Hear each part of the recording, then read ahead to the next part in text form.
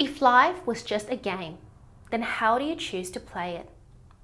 If let's just say what you're experiencing right now is just one set of the game. It's one chapter.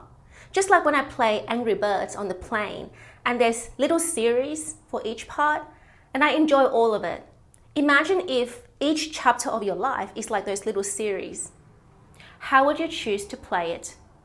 What kind of mindset, self-concept, emotions, certainty, and beliefs that you have about yourself that you will bring into that phase of your life? Would you carry the attitude of somebody who is constantly defeated by the smallest things? Or would you carry the mindset of a warrior that obviously wins at anything that is presented in front of her? For the last 8 years, I could say that reality has given me a lot of bullshit. No matter what I do, no matter what I try, no matter what I invest myself in, it would always give me breadcrumbs in return. Because even though I thought that I had a winning mindset, but my frequency was so off. That's why it's not enough for you to consume personal development contents and try to get hair keratin, work out, buy new gym gears, upgrade your wardrobe, get skincare treatments, and do all these external things without also working on your root frequency. The key to winning at life is to make sure that your frequency is always a step ahead of the battle. When you are operating in the self-concept that no matter if you step on that battle or not, you are already the winner, then no matter what you strategize, no matter what decisions you make, no matter who you talk to, what kind of sales you want to close, what job interviews you go to, and who you're trying to date, it's going to be a yes. It's going to be the outcome that serves you because your frequency is already winning. So before you take any unaligned action, what you actually have to do is rewire your nervous system to receive. Because if your nervous system is like this and it's enclosed, there's tension, it's always tight. No matter if abundance and love and beautiful friendships and validation and recognition is about to come into your field in this 3D reality, because your nervous system looks like this and your field is really enclosed, you will make incongruent decisions that, repel all these things that are already on its way to you. So the first key to winning at life before you glow up externally and upgrade your wardrobe and do makeup, all the things that I love, by the way, is to upgrade your frequency. Let's upgrade our frequency, guys. That no matter if we sleep, no matter if we brush our teeth, no matter if we swim, no matter if we walk to get groceries, our frequency is stabilized. Nothing in our outer reality can affect us, down from the traffics, down from the people speaking, native language and complaining in their native languages on the train, something that used to really, really bother me. Because what I've always craved in my 3D reality is to feel peaceful and quiet. And because I've always grown up feeling like I don't have my own space and everywhere is just noisy. Not just hearing noisy, but energetically noisy. The last place I want to be is a train where people are complaining in the native language. I really hated that. And for you to train your nervous system to stay calm under all these minor agitations, you are also training yourself to stay calm under major chaos. Over the last month of September, since today is about 26th of September, all I've been faced with is obstacles after obstacles after obstacles. And I'd say that this video is the 103rd video that I'm filming. My major goal was to film 100 videos ahead of time in 1.5 months. And today I'm just trying to reach my 105 video goals. And what I've been faced with consistently from the 1st of September all the way till now is a random fine, the debt collector wiping my bank account out, a lot of chaos, a lot of disruptions, and even really intrusive thoughts about, oh my God, these videos that you film, your hair doesn't look good in it, let's redo it again. Just the one that I did yesterday, which was the last set before I hit 100 videos. So many components of my outer reality, no matter how much I thought I leveled up, just constantly comes in to try and defeat me from not reaching this goal. And even a few months before this, I had experienced cases where I was wiping cat's vomit at 4:15 a.m. twice before I catch the 4:30 a.m. bus to go and see the sunrise by the waters, by the ferries or the ocean water. There have been cases where I was guilt-tripped to microchip this stray cat, even though all I've done and all my dad has done is be nice to him and take care of him. And suddenly the things that we voluntarily do for this cat is not enough. And even though I prepared blankets and a home for the cat to sleep in every night, I was still guilt-tripped to microchip the cat and take him to the vet. Otherwise, I was irresponsible, even though she was the person that chewed the cat away and made him literally starve. So these situations were something that I've never intended to happen to me.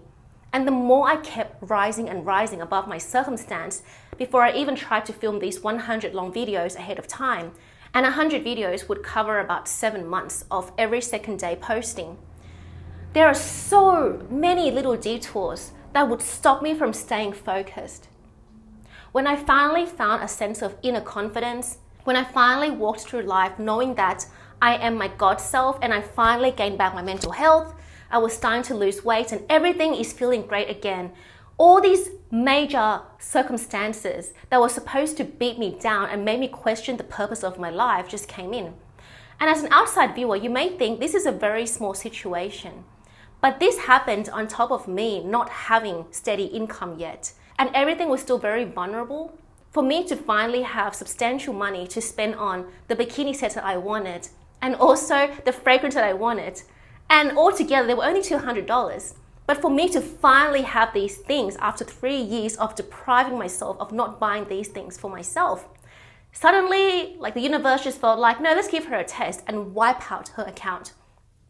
So all these things happened, and I remembered on the day my account was wiped out, the monk relatives that we have, literally on that night, messaged me and said, hey, we're looking to build a new temple. Can you donate any amount to us to help us build this temple? And you'll receive this thing called bun. Bun is like a good karma in Thai. And I'm just like, this is fucking bullshit. But I didn't get mad because I knew that all of this was just the universe's test. And when you go through life expecting that everything in your outer reality has to be stable and perfect, you lose.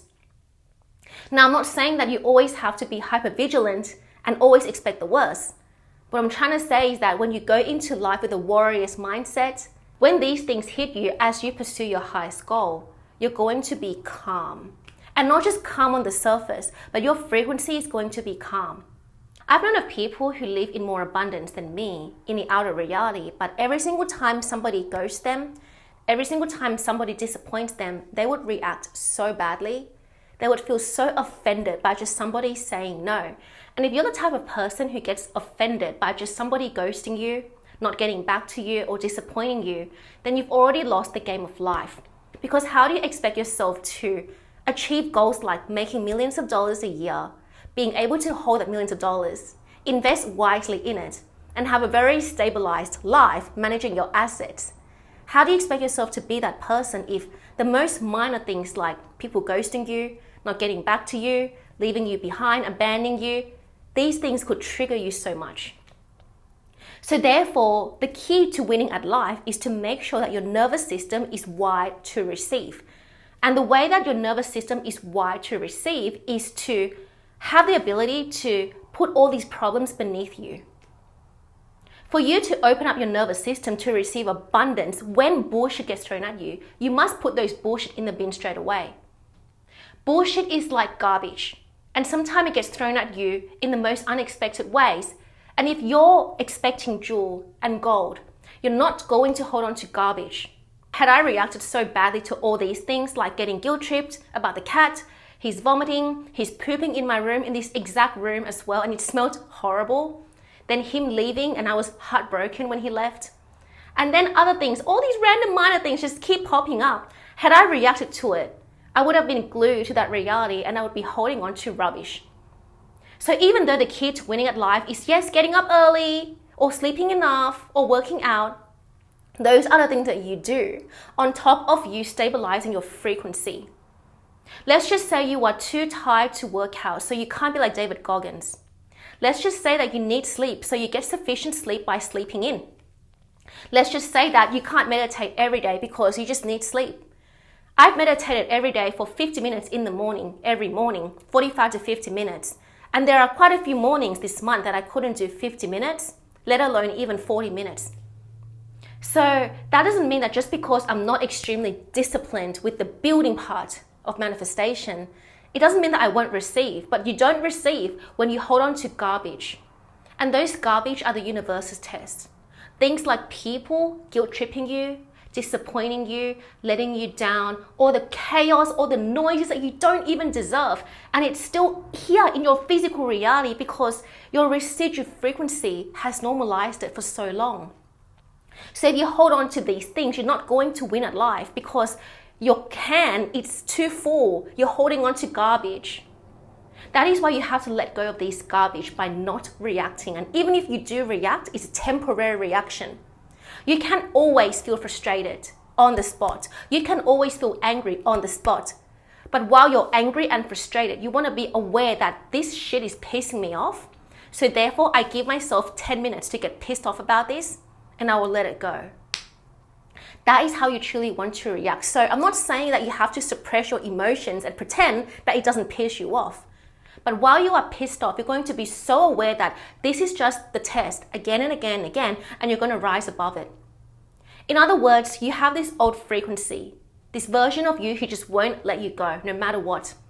I thought that I would be free after I keep winning and winning and winning. But evidently, as I keep winning, as I'm now doing the 103rd video, the old frequency just keeps slapping me with all these weird intrusive thoughts and nightmares.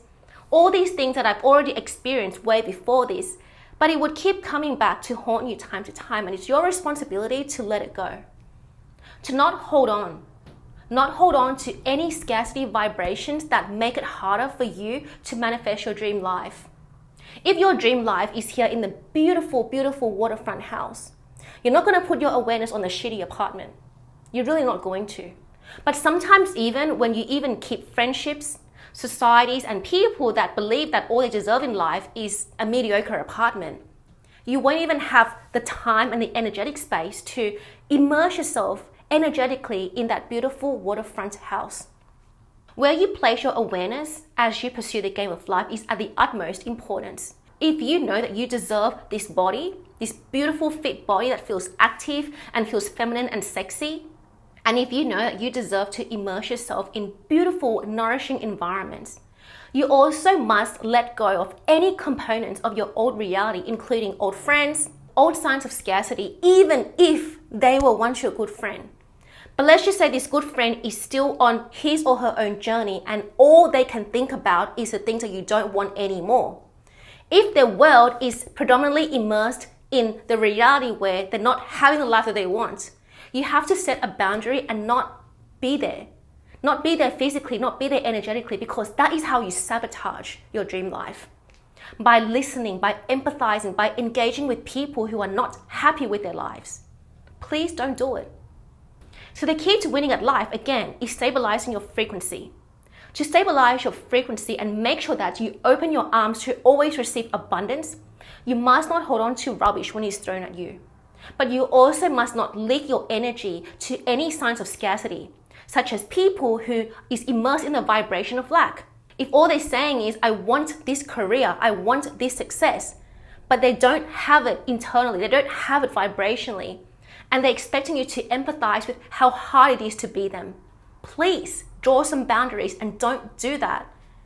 Everyone is in charge of their own lives, and if somebody does not have their desired reality, you don't have to be their free therapist for them to lean on. Unless you get paid many amount of dollars per hour, please do not be anybody's trauma punching bag. Everybody, including myself, is accountable for their own life, success and failure. So if people own the people that have what they want out of life and they have nourishing energies, they uplift you, they don't want anything from you, there's no agenda with you. Own these people deserve to be in your life on a regular basis. But if people want things from you, they want you to help them out, they want your skill set, they want your time and energy, and it's always this like indebtedness, obligation, this feeling of, oh, I need to support this person and this person because they did this for me. Let that go. Don't bring that with you in 2026. It is not your responsibility to comfort and be second place to anybody else's priorities. Your priority always comes first. So please keep on strengthening your frequency. Keep on putting your awareness only in beautiful, nourishing environments. Even if that means that you lose all your friends temporarily and you don't have anyone to text, to talk to hang out with. But now you have the opportunity to really strengthen your frequency to receive the best of the best things in this lifetime. So please do it. You deserve to live an abundant life now, and you deserve to win the game of life right now. Whether it's this year, 2026, or beyond, you deserve it now. I believe in you. You can do it.